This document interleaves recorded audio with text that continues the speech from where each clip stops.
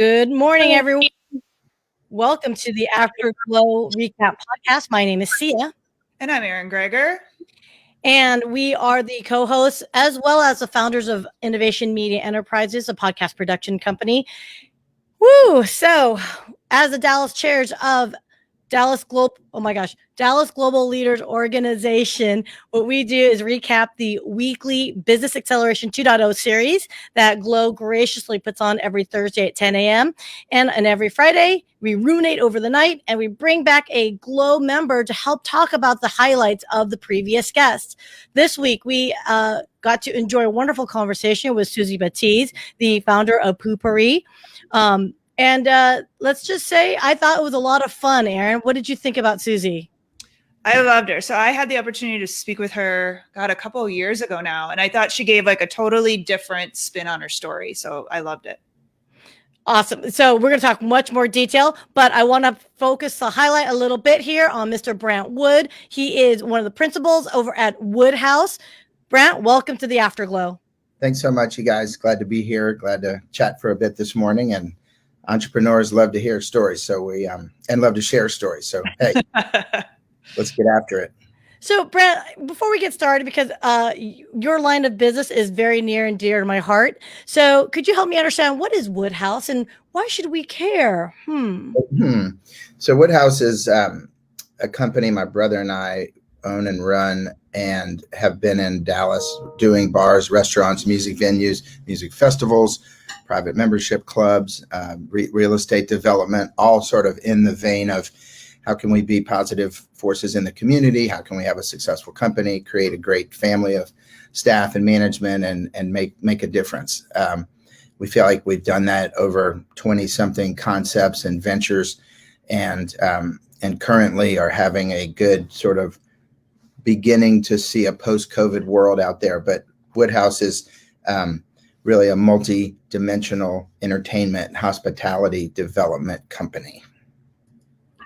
Okay, that sounds like such a mouthful. And at the exact same time in the back of my head, I was thinking, that's great, but pandemic must have had some fun with your business. The music piece, which is a big part of what we do, we co-founded and we co-own and produce a festival in Franklin, Tennessee called Pilgrimage. That just didn't happen. As with every other festival and show, after March 15th, we didn't, and festivals, weather-wise, don't get cranked up till around April. So the entire industry went offline last year. You got to see streaming and some interesting sort of innovations, lots of musicians delivering pizza. But the fact is our industry has been in a moribund sort of flatline for over a year. And so we're going to talk about kind of what that looks like and what's up ahead for Pilgrimage. And I'll give some industry perspective. Bar, restaurant, membership club, which is kind of a Soho house for reference for our listeners. We actually had a sort of double down on takeout and just sort of outdoor kind of programming, expanded porches and patios. We fed frontline workers. We found out some connected organizations that were willing to pay for that. We delivered a high volume, high quality meal program for months and months that helped bills. We took advantage of some of the stimulus PPP stuff. And I think we emerged better, stronger, leaner. I'm so curious, like when everything's going down and you've got this music festival, right? Like you pull the plug on, it had to be, it's not like, all right, we're just going to lose a year, right? You don't know if it's going to be 6 months, a year, 2 years. You don't know. Like, how are you as a company trying to pivot when you're still not even sure you know the direction you can go in quite yet? It's interesting. It's a great question. It's like if we were day-to-day brick and mortar, or even a, open and closed kind of cyclical or day-to-day business, that would have been a more challenging question, because what the heck do you do? So many industries just went boom, a wall. How do we get over it, around it? Do we tunnel under it? What do we do with this big obstacle? In the festival space, you're producing it, you execute it, and then you go kind of in a sleeper hold. You know, you do some publicity, you wrap it up, but your folks, most of your staff, with the exception of a small number, even your biggest festivals have a micro office for 6 months a year. They buy talent, you keep the lights on, you do publicity, social media, but the 95% of your payroll and staff are journeymen in the business. They're going to other festivals and events. They have other lines of work for off-season stuff. So we're used to kind of turning the lights down, not used to turning them off. But the festival business was kind of, I mean, it doesn't mean it wasn't devastating financially. We had bands, our lineup was booked. So were most festivals. We had, you know, a lot of money out. You pay, you know, the overhead before you put tickets on sale and cut that annual cash flow is real. We had to generate, you know, we had to raise some money and just kind of do a lot of things that allowed us to go healthy into what we all anticipated was a 2021 restart.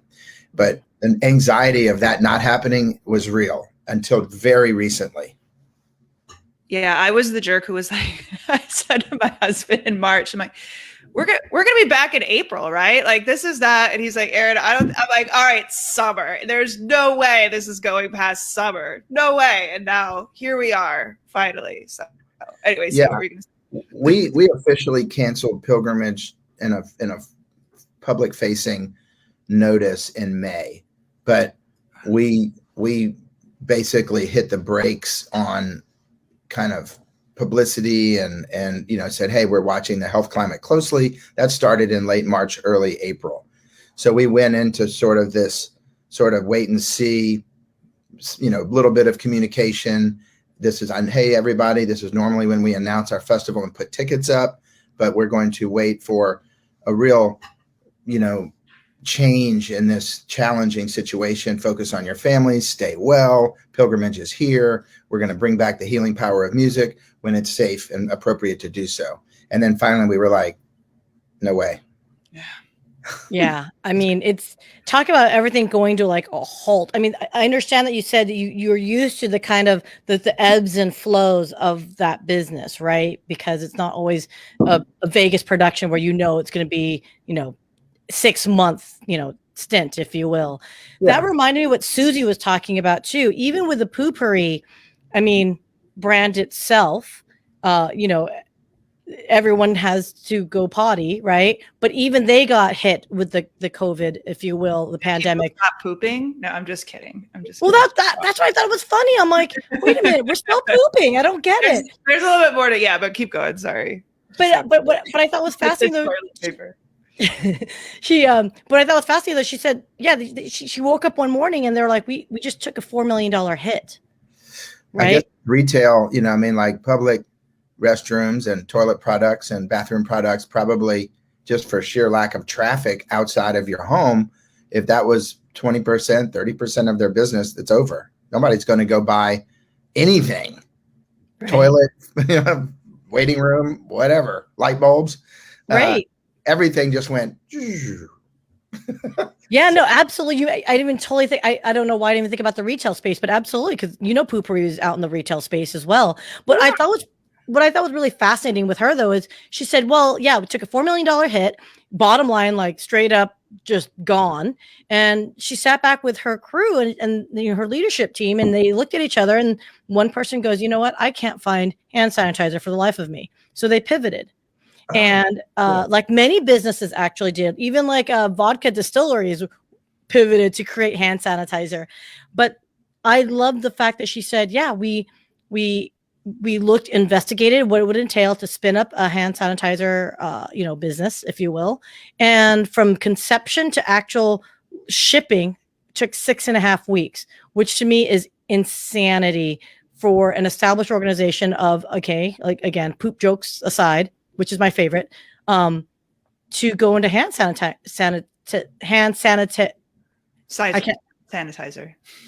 Oh my God, I can't speak. I really can't speak English today. So Brandt, like looking at, you know, Woodhouse and all the, you know, the developments that you've done. And I just realized, and I don't know why I didn't realize it from the get-go, the Cowboys Club, like I used to be a member until the pandemic. I mean, have you, also adjusted, not just for the pilgrimage, because that's the music and life festival, but other segments? Have you been able to sustain your business in other ways? Great question. We, as you can see by our website and sort of job history, client history and project history, we have we've had historically a mix of kind of client fee-based advising, consulting, development, and we're fortunate to have done it with the Cowboys and Baylor Scott and White and the Crow Holdings. And, we've been very fortunate that we can collaborate and work with, big viable companies and family companies and family offices. And we've been fortunate to also have the bandwidth and the capability of building and opening our own projects. What COVID gave us was sort of a pause. There was a lot of projects that just sort of went into that sleeper hold. And we sort of pivoted to more of our own projects just for long-term success and gain and upside. And that it's almost like an incubation kind of 30,000 foot period this past year of really looking at our opportunities, our capabilities, our bandwidth. We actually hired some folks that were COVID casualties from other companies that were very high level capable executives to round out our team to prepare for some development that we're now pursuing that kind of incubated and developed in the COVID kind of downturn. So we pivoted from some of our fee-based work to more of our own projects, and those are not without partners and all kind of structure, but they're our projects. And that I think that's one of those silver lining pieces that COVID probably dealt quite a few companies that are savvy enough to have and flexible enough to have their own destiny in their hands. So I'm curious, as we talk about pivoting, how has it changed now that you're on the other side of it and, working on festivals, working on everything? Is it pretty much the same, a little bit different, or are you looking at an entirely new frontier, putting on events outside of COVID? Great question. So we, one of the things we've done 2021 is bring back our staff kind of slowly. We would normally just let's all start February 1st. We've been careful knowing that there could have a surge or a variant or some unknown, and we'd be over our skis having spent, hundreds of thousands of dollars on overhead preparing for in the festival space and announce that ultimately didn't happen.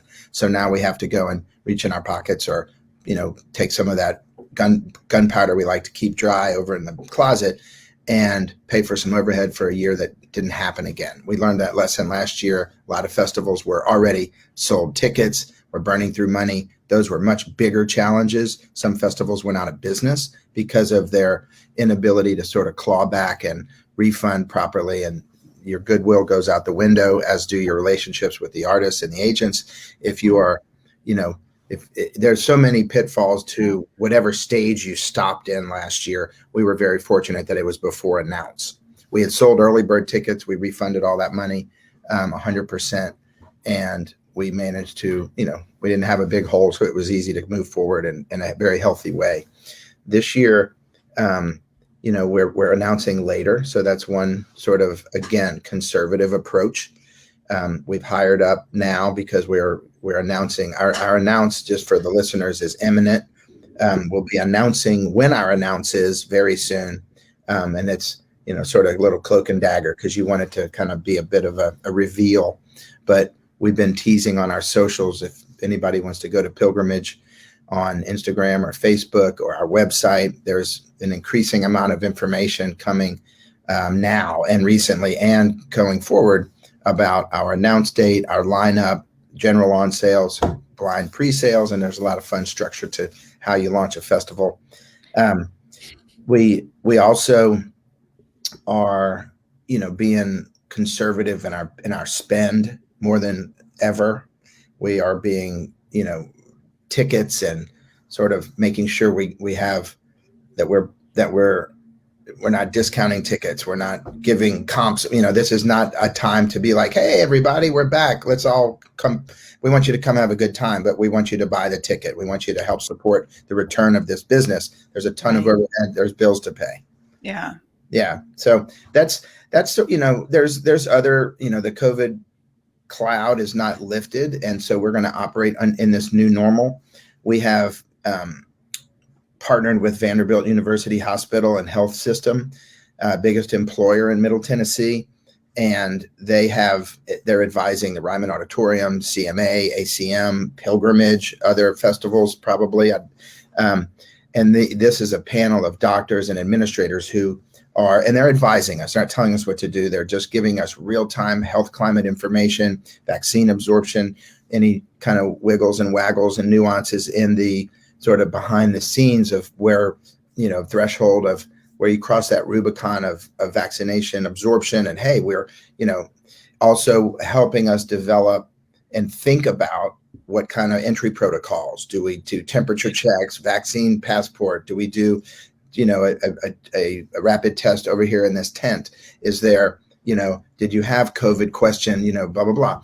All that is on the table. The good news about Pilgrimage being in late September is that we have lots of festivals to happen between now and then for us to go, that's a good idea. That doesn't work. Look at this line. People are waiting 3 hours. Oh my God, this is not working. All those wrinkles will be sorted out. Wow. It's great for Pilgrimage. Everything you're saying is making me cry. I don't know if anyone told you anything about me, Brandt, but I'm like a concert addict, and like I can't tell you the amount of withdrawals I have right now. I mean, I usually am at a show once a month at least. So this is our poster from last year, from 2019, just to show you kind of what kind of artists we have. The year before. Awesome. The year before, Justin Timberlake and Eddie Vedder, that kind of stuff. So fun stuff. Hey, if you need cheap labor, I'm happy to volunteer for those services. So can I shift a little bit because cheap labor. No, so that's a family inside joke, which is probably inappropriate on a LinkedIn stream. But can we pivot slightly? Because Suzy Batiz was really about yes, you had to pivot from the business, but you also have to pivot within yourself. So if I can probe you a little bit, Brandt, and your comfort level, you share whatever you're comfortable with. But I'm at the doctor's office, but go ahead. Exactly. Let's talk about resiliency. Knowing that you were experiencing this, last year, how did you internally set yourself or keep yourself centered, or did you keep yourself centered in all this uncertainty? What have you done to help yourself? Sure. I'm lucky. I have a wonderful 8-year-old, wonderful partner, and her and I and Wilder have an incredible, just home life. And we just went inside and looked at each other and said how fortunate we are. Raising this beautiful child. We did homeschool. We got an F. He scored higher in the homeschool experiment. But we did a lot of, we built gardens. We worked out. We had fun. We had driveway workouts twice a day during homeschooling, so we didn't go berserk. There was stir crazy. It was lightweight agitation. Let's go into our separate rooms and stay in your yard. I don't want to see you. It was all that kind of stuff. But we had businesses to run, and that it's not a distraction. It's a focus that I think keeps you mentally healthy. So, I think we doubled down on the future and looked ahead. That was a coping mechanism of the day-to-day grind is often consuming, and, the commuting, the Zoom calls have been this godsend, in my opinion. Total paradigm shift. I managed to get relationships going, really exciting ones in projects in San Antonio, a festival idea for Dallas. So we were in a creative mode, as maybe there's part survival there, but I function best when I can be creative and then apply that passion in a business sense. I found myself running out of time to do that in the day-to-day machinations of Pilgrimage and our businesses here. All of a sudden I had time to do these things. And that plus getting on the bike, working out, that was sanity, saving. I think it was a myriad of things, but it was partly family focus, indoors, and then creative long-term planning to and then I'm an optimist. That's just how I'm built.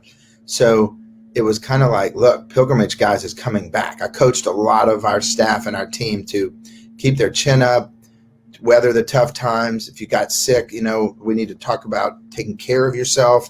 This virus will pass, and so it's kind of being a dad to a lot of folks and kind of a leader to double down on that mentorship and presence and availability, more than, oh, hey, my phone's ringing. Oh, this is the manager. Okay, hold on. It was more like, hey, man, let's talk. A little more outreach, a little more planning, more personal kind of delving into how are you doing? How's your headspace? So it's a little bit of what we do today in the more human creative side expanded. Yeah, I love it. Like with the Zoom side of things, I can't imagine, like just thinking of San Antonio. Old school way of thinking would have been, well, we can't make this happen until we can get to San Antonio, have these meetings, right? Now you don't have that travel involved. You can start making those connections, start making that thing happen. And you're all doing it from there. There is a plus to Zoom for sure. Isn't it amazing how conference calls are kind of an anachronism? I mean, here we are. This is cool. And I think this was more of the same even before COVID. This is a podcast and we're having an interview and this is cool. But this platform has grown greatly. This is, what you can do from home to have this interaction with a large number of viewers. But I mean, even basic calls and business, I'm on more Zoom calls than I am on. In fact, I think conference calls have gone by the wayside. Mm-hmm. Unless you're not in a place where you can look at a screen. What's a conference call? I mean, it's kind of like, this is so rich.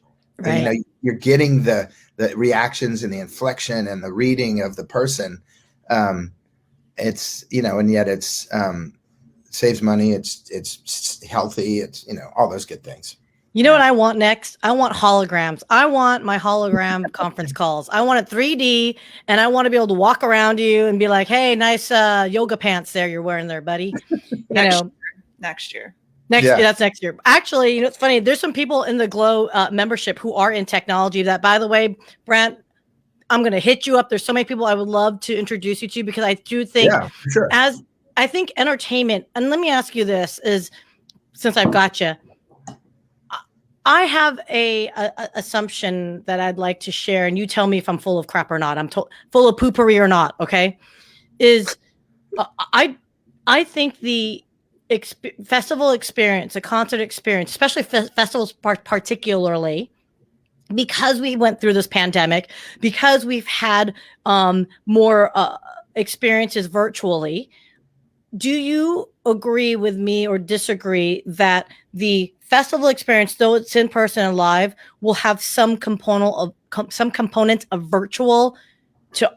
I'm not thinking of just pure AR, VR, XR, but something virtual to enhance that experience? Or do you think we're just so hungry for concerts that we're just going to show up to a concert and just go back to the old school ways, if you will?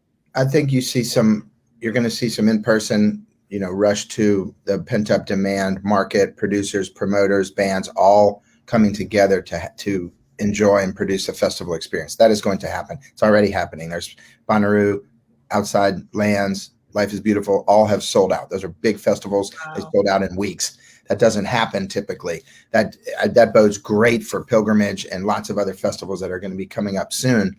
So the in-person experience is coming, and how that vaccine and and the health climate improves will measure kind of what protocols and disruptive sort of new things.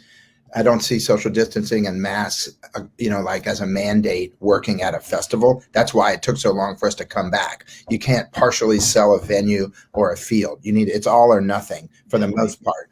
Now, that said, streaming has become a major thing. It's like the Zoom call. Streaming and artists and viewers and dollars have found them, have found themselves in the demand and the content and the transactions and the bill paying. That's sustained a lot of our industry. So how does that translate into festivals? I think you're going to see a more robust streaming component for those in Australia that want to watch the Bonnaroo set, and are not about to be able to go to Manchester, Tennessee for a week, but could pay $50 or $100 to watch the concert. That's amazing. Yeah. And so while that's always been a Sirius XM has had your Bonnaroos and your ACLs and your Coachellas, because those are big, badass festivals with a lot of content, and they can do interviews. And if half the bands don't want to do it for their own, don't want to trade those rights for that broadcast and whatnot, there's still plenty of content to make those robust weekends or 2 weekends of broadcast.